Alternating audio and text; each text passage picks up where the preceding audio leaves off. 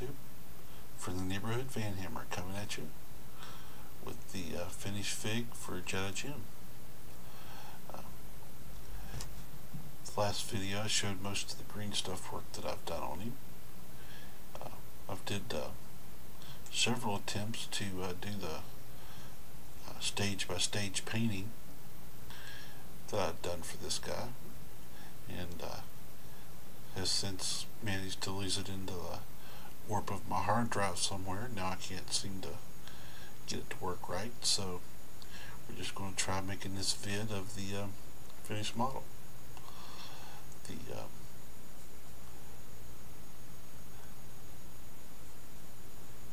little twirl here is that you'll see the full 360, but mainly Jim, he's 99% done.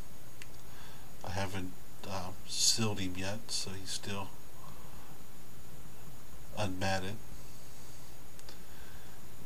Probably see the glare on the arm pad there from the putting on the decal. Like I said, the back of his hair needs to be done yet too. But I wanted to know if you liked him with this white hair like this, sort of looks like Moses getting ready to part the Red Sea, or if you liked the in the original photo, he had red streaks back through his hair right there. If you'd like, leave it in comments and I could put the red in there, or you can leave him like this, whichever way you think you like him best. And then I'll finish him up. I'll put the primer on, or the sealer on, and send him on. Also got a little work there doing that, the targeter on the bolt gun, and after that he'll be done. Also, Jim sent me a Phoenician wolf that he wanted done. This was a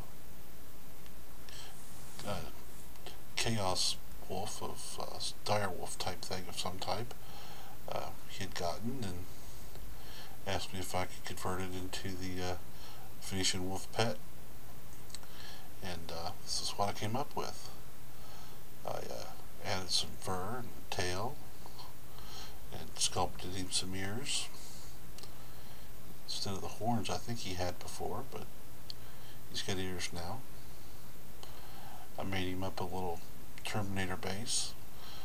Like I say, you'll see this guy get a couple more vids for some tip videos that I made while I was working on him. But this is his wolf pet. Whoops. He's not glued down yet, looks like, because he's not completely finished, but a little look at the base. Sculpted base for him. And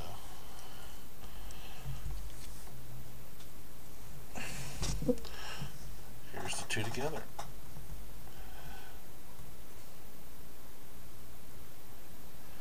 Hope you like them, Jim.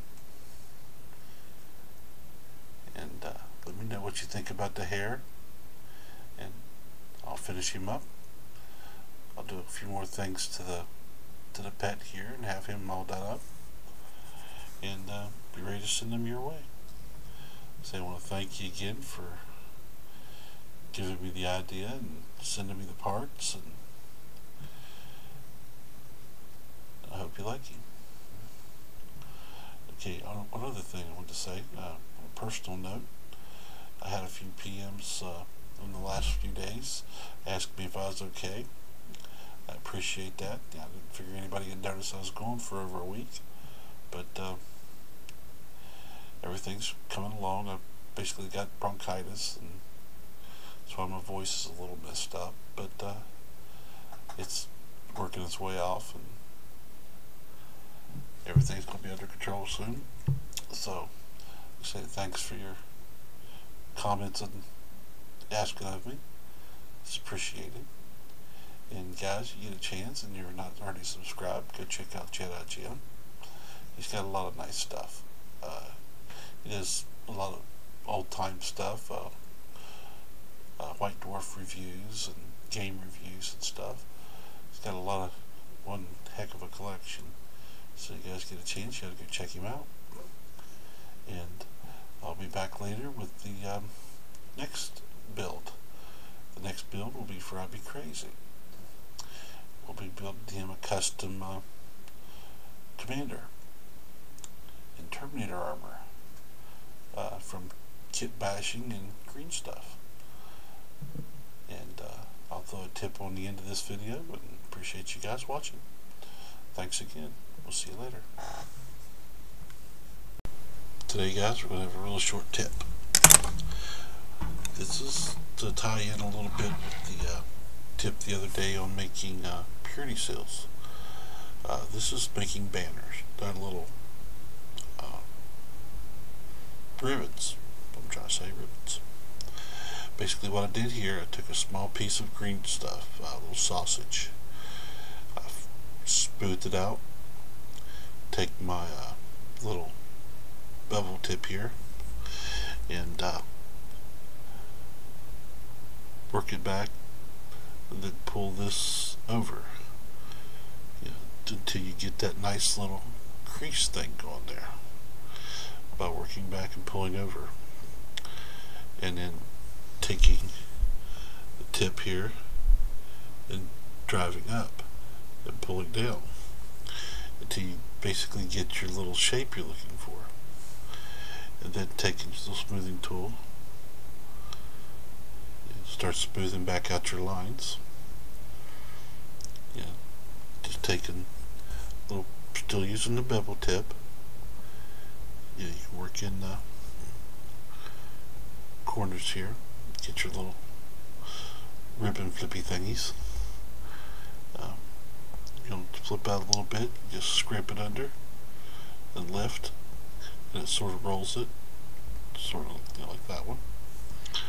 And then flip it over here. See here at the top, say cutting back and pulling over is going to leave this little ridge down through there. And I took my sort of point, working it down in there to get the little cut line down through there. And like I say, this is small. This is on the head of a hammer. Excuse me, guys. I've had a pretty bad cold here for a while. But taking the tip, working it back, and you can make this pretty much any size. Like I say, this is on a small hammer, but you can just follow the same rule by just stretching out your green stuff sausage longer, and when you flatten it out to the thickness you want, and then say when you get to where you want your undercut, you just go back under and